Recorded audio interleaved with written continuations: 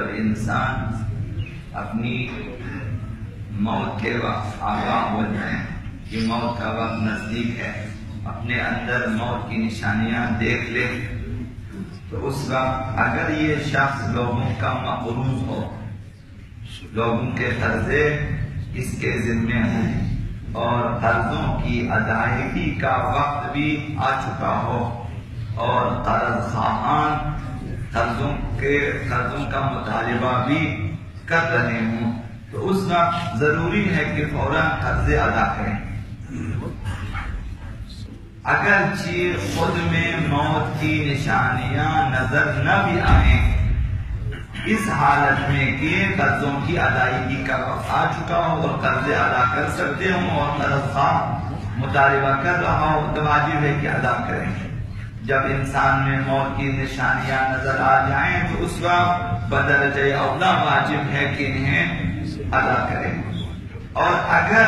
اس وقت خود قرضے ادا کرنے کا قابل نہ ہو،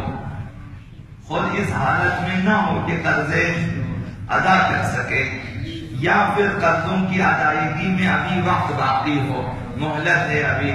مثلا کئی مہینے باقی ہیں اور قرض خواہ بھی مطالبہ نہ کر رہا ہو، تو اس صورت میں ان قرضوں کا کیا کریں؟ تو فقہاء نے فرمایا وہ شخص ایسا کام کرے کہ اسے اطمینان ہو جائے کہ اس کا قرض اس کی موت کے بعد قرض خواہوں کو ادا کر دیا جائے گا، ایسا کام کر کے جائیں مرنے سے پہلے۔ مثلا جن قرضوں کا دوسروں کو علم نہ ہو، اولاد کو علم نہ ہو، تو ان کی بابت بھی وصیت کرنا ضروری ہے کہ اولاد کو بتا دے کہ اتنے قرضے میرے ذمے ہیں، اور اس وصیت پر گواہ بھی قرار دے۔ تو یہ دو چیزیں ضروری ہیں، اگر قرض دار ہیں اور اسی وقت ادا نہیں کر سکتے تو وصیت کریں، یہ ضروری ہے، اور وصیت پر گواہ بھی قرار دیں، یہ بھی ضروری ہے۔ حضرت آیت اللہ مکارم شیرازی نے فرمایا اگر مطمئن ہو یہ شخص کی میرے قرضے میرے ورثاء ادا کر دیں گے میرے بعد، تو کوئی اس صورت میں وصیت کرنے کی ضرورت نہیں ہے۔ اگر اطمینان ہو کہ اس کے وارثین اس کے بچے قرضے ادا کریں گے تو پھر وصیت کی ضرورت نہیں ہے۔ وصیت خود ذاتاً مستحب ہے اور مستحب موکل ہے، لیکن کبھی کبھی وصیت کرنا واجب ہو جاتا ہے۔ وصیت کرنا واجب کب ہوتا ہے؟ ایسی صورتوں میں کہ مثلا حقوق واجب الہی میں کوتاہی کیے ہیں، روزے نہیں رکھے ہیں، نمازیں اس کی قضا ہو چکی ہیں، یا کہ لوگوں کی امانتیں اس کے پاس موجود ہیں اور وصیت نہ کرنے کی صورت میں یہ احتمال ہے کہ ان کے حقوق ضائع ہو جائیں گے، یا پھر یہ مرنے والا شخص اجتماعی شخصیت کا حامل ہے،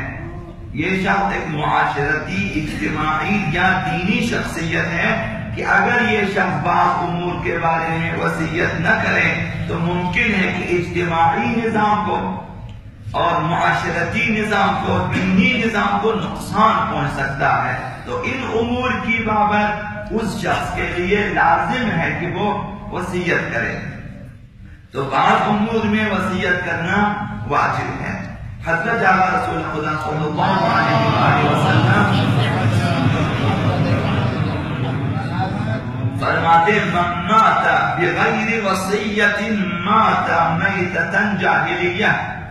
جو شخص بغیر وصیت کے مرتا ہے وہ جاہلیت کی موت مرتا ہے۔ اس وصیت سے مراد غالباً وہی وصیت واجبی ہے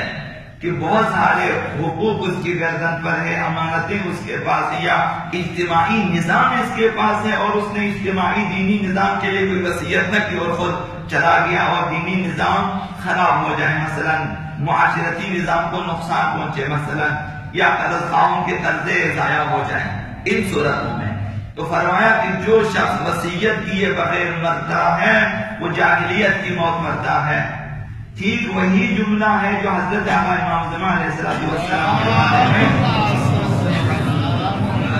پیغمبر اسلام نے فرمایا جو آقا امام زمان کی معرفت کے بغیر مرتا ہے وہ جاہلیت کی موت مرتا ہے۔ تو کس قدر ضروری ہے حقوق الناس کا خیال کرنا کہ اپنے بعد وہ چیزیں ادا ہو جائیں۔ ایک شخص آقا امام زمان علیہ السلام کی معرفت کے بغیر مرتا ہے، اور ایک شخص ان کے حقوق کے بارے میں اس کی گردن پر وصیت کیے بغیر مرتا ہے۔ دونوں جاہلیت کی موت مرتا ہے۔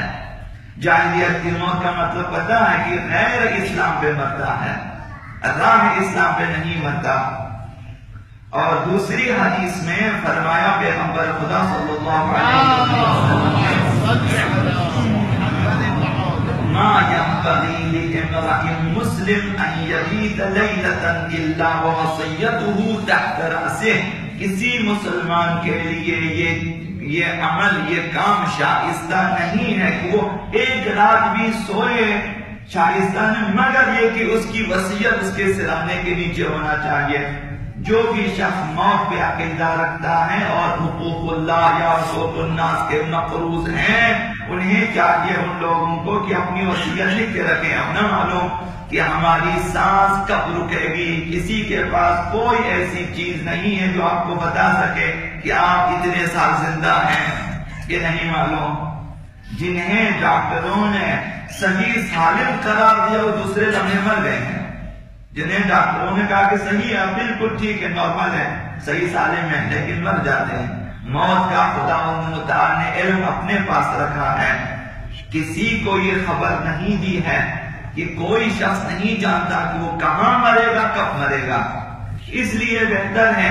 زبانی وصیت کر کے رہیں کہ بھائی اتنے قرضے میرے ذمے ہیں، وارثین کو بتا کے رکھیں، میری اتنی نمازیں ہیں، کم از کم زبانی بتا کے رکھیں۔ ایک شخص کو وصی قرار دیں، یا اپنی اولاد میں سے بڑے بیٹے کو یا